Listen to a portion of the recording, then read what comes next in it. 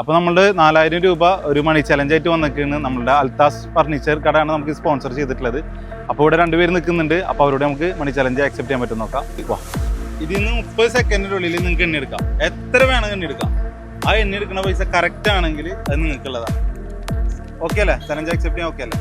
പിന്നെ ഫസ്റ്റ് ആയിക്കോട്ടെ. റെഡി? പറയാം. Okay, ready? 1 2 3 സ്റ്റാർട്ട്. അത് അതെടുത്തോ, ഊരിക്കോ. ആ, കറക്റ്റ് ആയിട്ട് എണ്ണോ കേട്ടോ. ഒരാൾ കറക്റ്റ് ഉണ്ട്. നിൽക്കോ, ഫാസ്റ്റ് ആവട്ടെ. 30 സെക്കൻഡ് ഉള്ളൂ.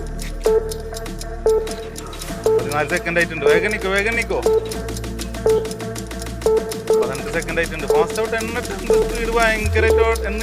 ആ, 16 സെക്കൻഡ് ആയിട്ടുണ്ട്. 24 സെക്കൻഡ് ആയിട്ടുണ്ട്.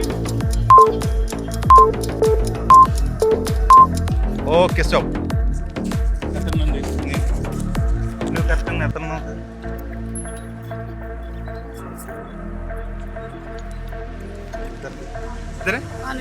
അപ്പൊ എന്തായാലും നമ്മുടെ ഫസ്റ്റത്തെ മണി ചലഞ്ച് കിട്ടിയത് പേരെന്താ?